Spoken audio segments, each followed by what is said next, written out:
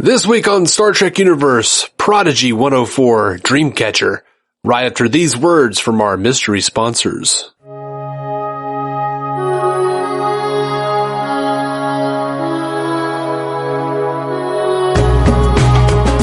Welcome to the Star Trek Universe, the podcast where you get to listen in on the continuing Star Trek conversation that two lifelong friends have been having since they were 6 years old. One of those friends is me, Matthew Carroll. And one of those friends is me, David C. Robertson. How you doing, Davo? I'm all right. You know, it's the way we did that, by the way, completely off the cuff. We don't have a plan. But I appreciate you going with it, though. I really do. Yeah. The way we did it, though, reminded me of Almost Heroes, where it was like the old Native American guys coming out like, I am one of these braves. I don't remember that. Yeah, no, that's like one of your favorites. And I've only seen it once. I feel like you reference it a lot. I do reference it a lot. Like, I've never considered it one of my favorites, but I do reference it a lot. Yeah. Speaking of, and I know right before we started casting, we were talking about Bo Burnham. Mm-hmm. Do you know his song Pandarin'? Yeah. I love that song, but it always reminds me of Almost Heroes because it has the Scarecrow line. Yeah. It's like, good girl in a cornfield with her arms out. Or no, good girl in a straw hat with her arms out in a cornfield. That is a scarecrow. Yep. So good. And then, yeah. Yeah. And then later he's making out with a girl. He's like, take her country girl clothes off. I reach to feel her body. All I feel is, hey, it's a fucking scarecrow again. Yeah, it's something like that. It's so good, man. It's such a, yeah. I really love that line. It always reminds me of Almost Heroes, though. Yeah, because in Almost Heroes, they visit a town called Snake's Bend. Yes. And this old-timey pimp escorts them to the town brothel and to introduce them to the girls. And when they go in, it's just a bunch of it's a bunch of scarecrows, like dressed up like women. Yes, it's prostitutes made of hay. Yeah, and they're all very perplexed, and like the resident crazy guy takes off his hat and introduces himself, and of course the place burns down, and he's like, "She told me I could smoke. I believed her." You know she was made of hay, don't you? Yes, sir. I figured that's why she burned so easy. Okay, so this has been a very inappropriate way to start a podcast about Star Trek Prodigy. I feel like any youngsters tuning in have gotten a real education. So let's talk about Star Trek. Under no circumstance should a youngster be listening to us talk about anything. Well, let's talk about Star Trek Prodigy, man. I freaking loved this episode. I did too. Dreamcatcher. Fantastic. Great name. Like, it reminds me of an original series episode. Yeah, I mean, it actually reminded me of Shore Leave from the original series, and it reminded me a lot of If Wishes Were Horses from Deep Space Nine. Mm-hmm. I mean, there are other episodes like The Side of Paradise and Voyager's Bliss. I mean, this is a thing. This is a trope Star Trek does. But the great thing about this one is that it didn't feel like it was ripping off anything. It didn't feel No, not at all. It was anything from, actually, you know what? It felt like to me, it felt like more of a Doctor Who type of I see episode. That. I totally see that. I guess what I'm saying when I say that, like, this felt like an original series episode, it doesn't, I didn't mean like a specific one. I just mean like, it felt like, hey, we landed on a planet to explore a thing. There's there's no like real captain's log, whatever. It's just like, you just hop out of the ship. Hey, it's a new planet. Look at this M-class planet. Check it out. Which is funny because like this is like the one episode of the series they've done so far where you say he does give a captain's log. Yeah. But it's not like what we're going to do next. Like a lot of times, in TNG, it feels there's a lot less just like, hey, here's the thing, let's do it. It's like, right. we're heading to see the delegates from blah, blah, blah, blah, blah. And like, there's a lot of that kind of stuff. This is just like, we were happened upon a planet. It's the 5-year mission kind of feeling, like, we're just exploring a planet for the first time. And you really, like, and it's all based in character. Everything that happens, like, this is, we've talked about on the show, how, like, this show has done a good job of giving us, like, things for these characters to want and real characteristics of these characters. And like all of them have a desire and like all of them line up perfectly with what we know about their characters, you know? Yeah. And as we have come to expect, Dahl is completely incapable of doing what he needs to at this point to be a proper captain. Everyone just goes off in their own direction. Oh yeah, for sure. Much to the chagrin of Rock Talk. Yeah. And, just way to not look out for your crew, buddy. Right. But also Rock Talk, as they're splitting up, Rock Talk says, I thought we'd do it together. And it's Rock Talk expressing the thing that Rock Talk has been lacking this entire series, which is like, people accepting her, wanting to be around her. Like she's never had that. She's always felt like people in the mines, she's been this big scary thing and feels completely misunderstood and like no one to talk to. And finally she has this group that she thinks are her friends and they just like scatter to the wind when at the first opportunity. And then what does she get but like basically pets, like these like little bunny things come out of the ground and start jumping on her. It's like, she's just happy to be accepted by another creature, like to be wanted. And that's all Rock Talk wants. That's such a simple and like universal desire. And it's just really a beautiful like way of expressing it, in both those moments. Rock Talk. I love Rock Talk and I want that for her. I want people to like, just make her feel less lonely, please. Yeah. Hopefully they'll get there. Yeah, I think they will. And I'm really trusting this show right now because it's done such a good job of establishing the characters, giving us what they want. Like this episode is a decision. Dreamcatcher is a decision to put them on a planet just to express what is their end goal. Like make it really clear. I love it. Yep, and I dug it. I liked how creepy it was. I liked it felt like there was just a little bit of humor in there.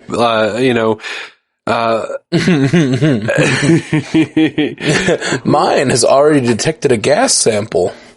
Yeah. Guilty. Yeah, that's what I was thinking the joys of being non-corporeal. Yes. I have really enjoyed this show so far, and I've been very, very happy with how they've put it together. I have questions, and I know that this is sort of a bit of a surprise two-parter. I didn't expect it. I didn't either. Totally shocked me when the ship crashes. Full disclosure, and I'm not ashamed of it, I'm a 38-year-old man, and I was so, like, wrapped up in this episode, I didn't even notice that it was, like, almost over. Like, there was, I didn't have that moment where I was, like, looking at my phone or my clock, oh god, they don't have enough time left. I was just wrapped up in it, and then it was just like, it's over. Oh. Yeah. Well, I did have that moment of like, oh my goodness, like this is about over. But at that moment, the crew is all flying towards the ship in the, what do they call it? The Runaway is the new vehicle, which I like because it's the runabouts, runaways. I don't know. It's nice. Yeah. But it's like that dune buggy thing in Nemesis. Crap, what is it called? I called it that the Argo. Oh, okay, yeah, that's not what I was thinking. The Argo. For some reason, universally hailed as like one of the dumbest things in Star Trek, and I'm like, I mean, why wouldn't you need wheels on it? I mean, yeah, I get why people feel that way. It seems needlessly like thrill-seeky. When you could easily take like a flying contraption of all types of sorts. Yes, but if you're going to a planet that doesn't have flying contraptions like that, and you're, Right, but you bring your own, right? So like you could take a shuttle. Well, yeah, but I'm saying like if you're trying to uphold the Prime Directive, oh, and for some reason you need to go to a planet where everybody's driving around on damn dune buggies, like they were in that Nemesis movie. Yeah, in that Nemesis movie. God, I'm getting old. Nah, man, we're not getting old at all. We're watching a show that's made for people that are 30 years our junior. Yeah. And I mean, and it's like, good. It's great, but it's like our show, like it's our show being made for a new generation. And it's just like an interesting experience. And it does make me feel old to be watching this with my niece and trying to, she asked me, she's like, is all Star Trek like this? Like, and I was like, yes and no. Like it's not all made for kids. It's not all like cartoons. But it is a lot of the things in this are like Star Trek. Like, so I've been getting to like see this show through the eyes of my niece. I've watched all 3 episodes with her and she's really enjoying it. So that's kind of exciting. It's exciting for her to be like excited to see a Starfleet symbol, you know? Yeah, it is really cool. And, you know, we got more of Janeway teaching them about all the things. Like we saw her give them tricorders and whatnot. Yeah, and right? That was so much fun. Friggin' Jankum Pog, of course, shot himself. It'd help if you aimed him the right way. We also get the first me and you talked about in the first episode how we wondered if Janeway would be more of a character or just a tutorial. And her saying holograms actually can't leave the ship and getting like a real note of sadness on those words and like really seemed very, not so much sad she couldn't leave the ship, that yes, but more like she was really sad she couldn't watch over them as they left the ship. Like she's the mother hen having to let them go explore. Well, I mean, Janeway was an explorer. So, you know, I definitely got that sense of sadness from the hologram as well. Like if they, you know, made her as close to Janeway as they could, especially when you look at how close the Doctor was to Zimmerman in so many ways, like he definitely had a real, he had like a real personality and desires to leave the ship himself. Like I'm like, we're this far away from Voyager and they haven't figured out how to reverse engineer that freaking thing they give to the hollow emitter. Yes, the hollow emitter. Mobile hollow emitter. Yes. I'm like, come on. Yeah. Speaking of cool tech, that telekinetic sword, man, I'm down with it. I loved it so much. Really, really cool. We just did a episode of Bingers Assemble for this movie called Occupation Rainfall, and we got to interview one of the cast. It was really neat. Cool. But it was just interesting because in their movie, it's a sci-fi movie, and they have like not lightsabers, but lightsabers. They have like these mechanical lightsabers that have like a strip of like laser beam kind of in it, but then the mechanical bits shift from like an axe to a sword to whatever you kind of need in the moment. And I was just like thinking about how like Star Wars has done this thing where like, whenever you need a good like shooting weapon and a good melee weapon in sci-fi, you know, Star Trek has the bat'leth. And I don't think that's very derivative of Star Wars, but like, a lot of things sort of derive themselves from that,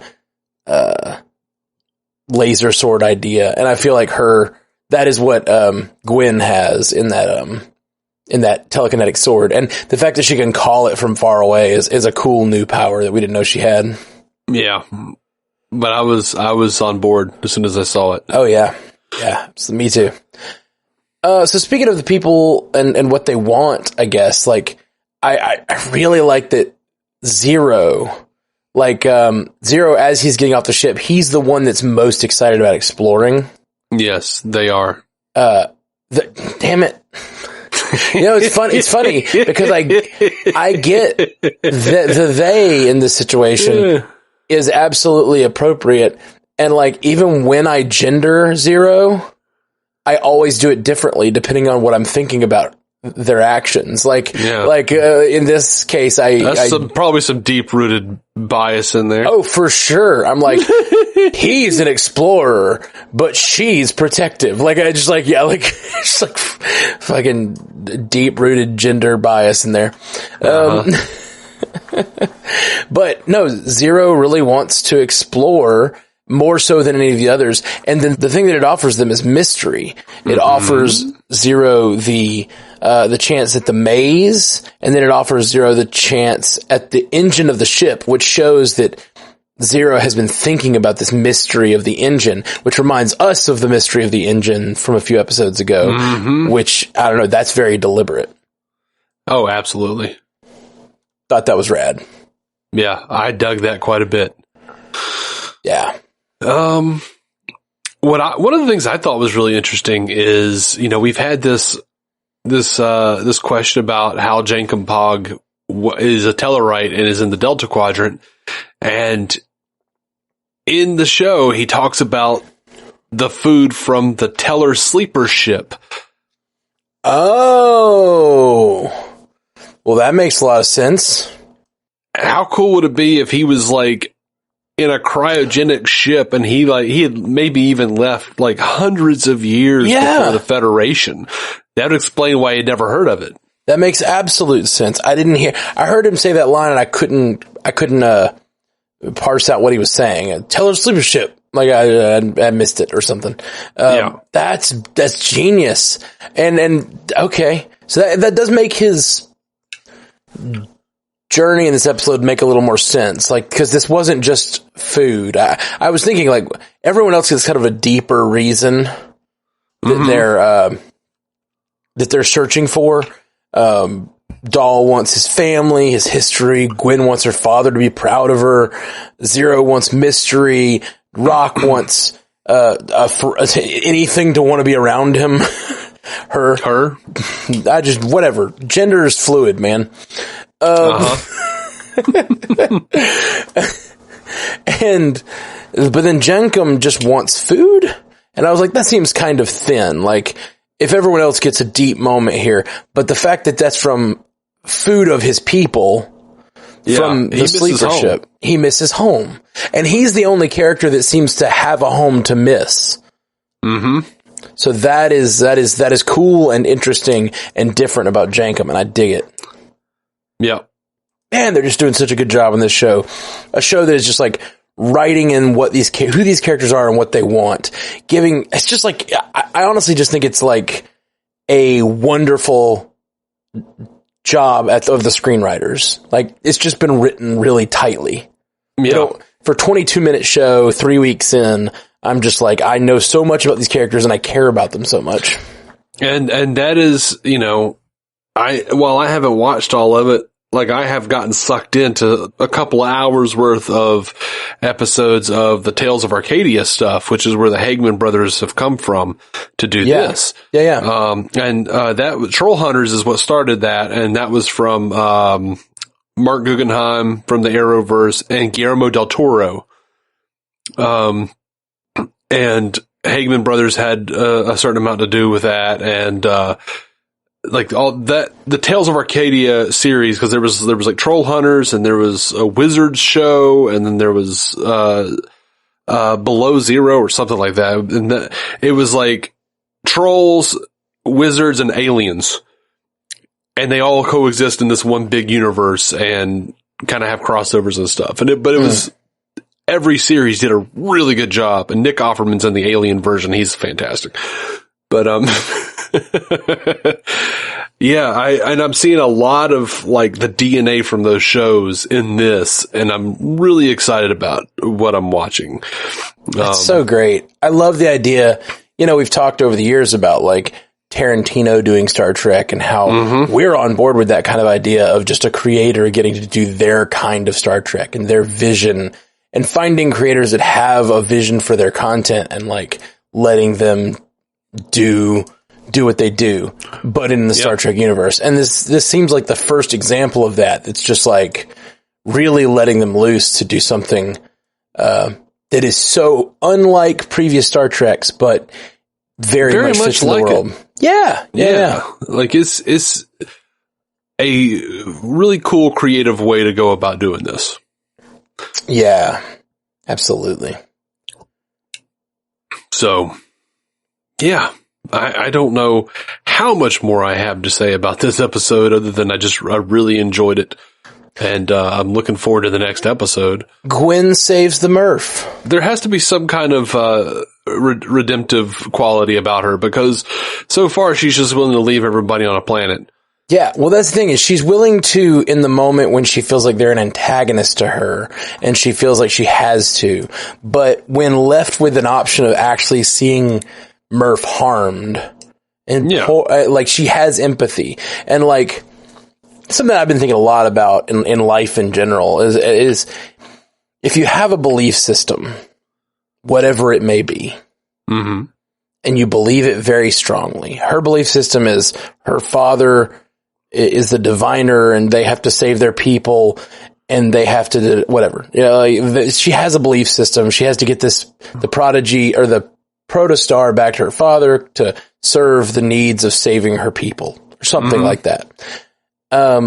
She believes that strongly, but if it crosses the point where your belief stops your empathy, you have crossed the Rubicon. You are no longer being a successful human being. Yeah. Like that's like the line for me. And I've been seeing it a lot in like people's religions, people's whatever. Like if you go so far that you no longer see the thing in front of you as valuable, the personage in front of you is valuable, the living thing is valuable, then like you've gone too far. I really like that moment for her. Yeah. And as you said, as you were talking about an extraterrestrial, someone who is not a human, and you say you fail to be a good human being, just hear Gorkon's daughter from Star Trek VI going, "Human rights, the term itself is racist."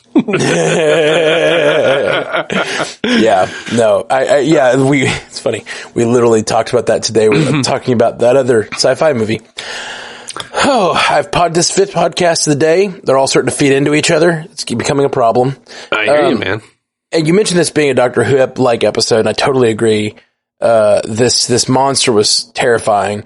But if this were a Doctor Who episode, it would be called Stay. Right? Mm-hmm. Oh, yeah. Absolutely. That one, they love those one syllable blink, like that. This would absolutely be Stay.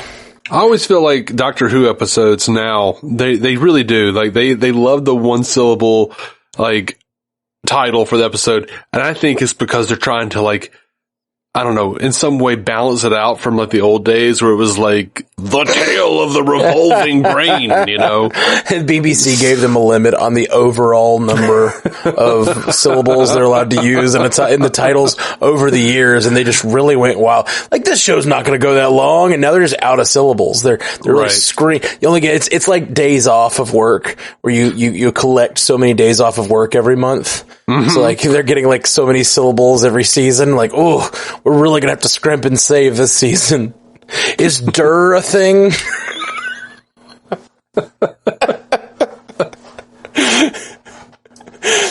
Oh, man. New Doctor Who basically has like Matchbox 20 titles. Like push, unwell, damn, shame.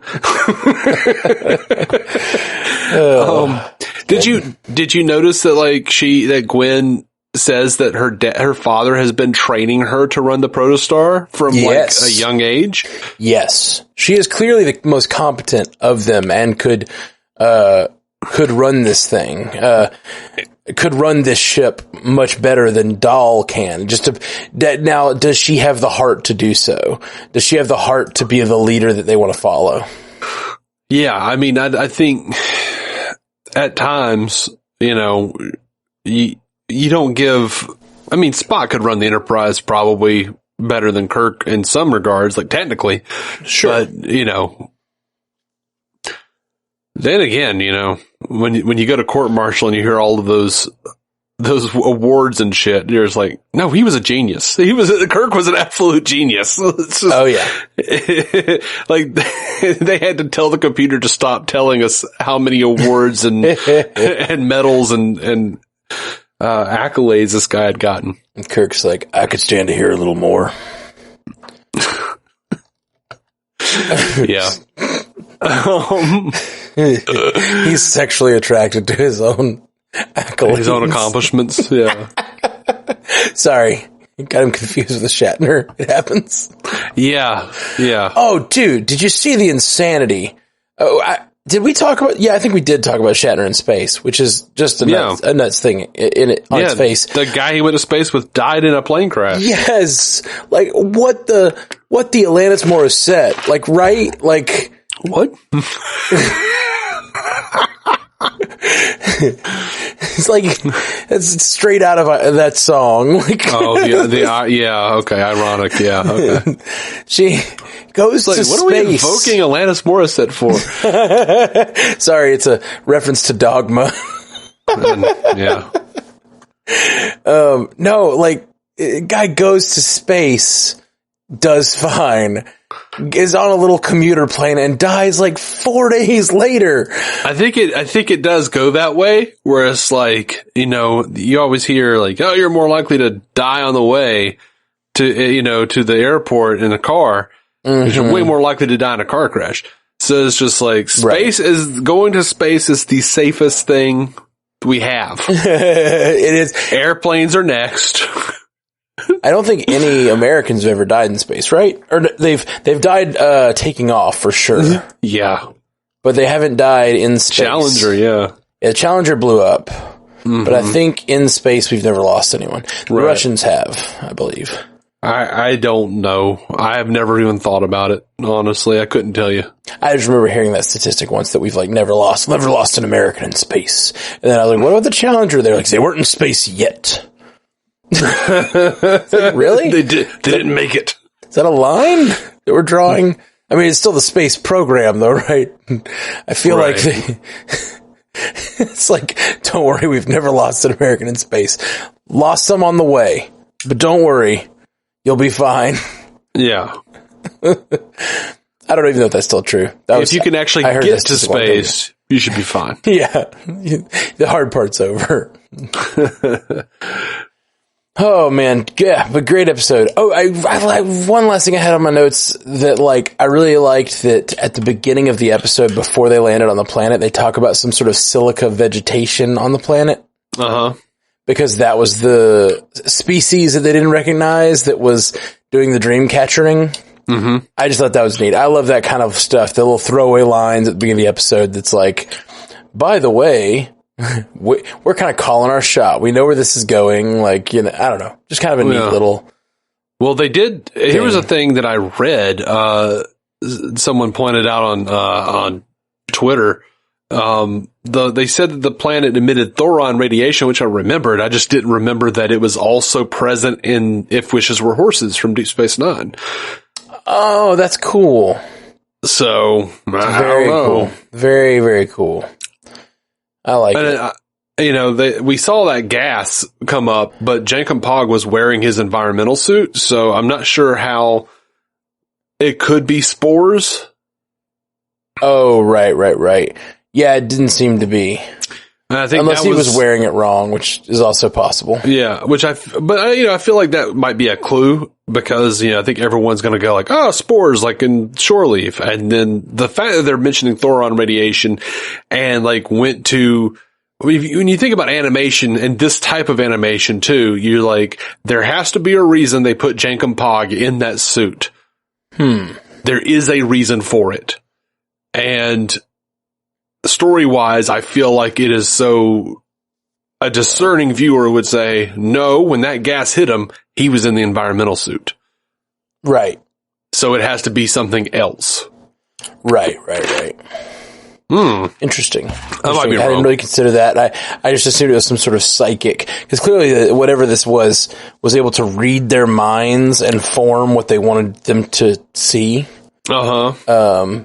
Because with that the other little clue there about them reading their minds is that he shows them who he thinks his parents are, but he never shows the the being never shows Dahl their faces, right? Because he can't remember. He doesn't know what they look like. Right. So it's some sort of psychic connection between the being and the crew.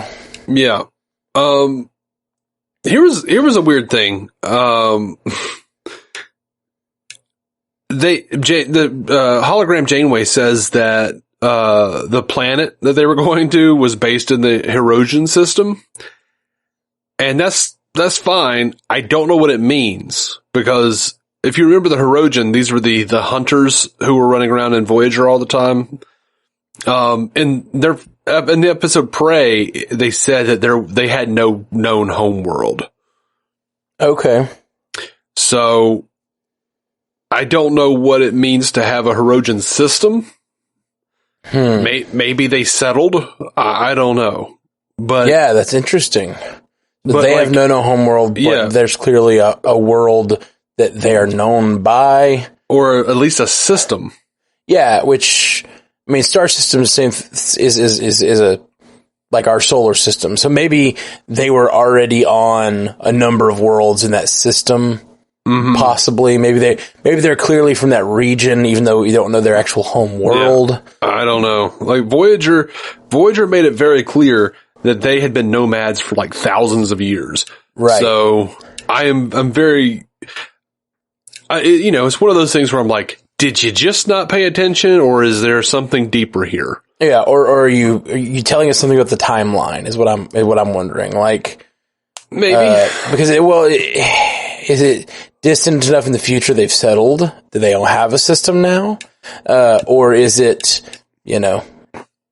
something totally different? I don't know. Yeah.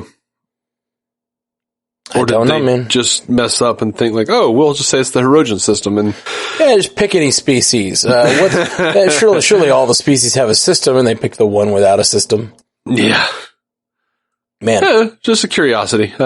For sure. I'm really curious to see if they'll like do something with all this little sort of clues they're giving to the old school fans that like.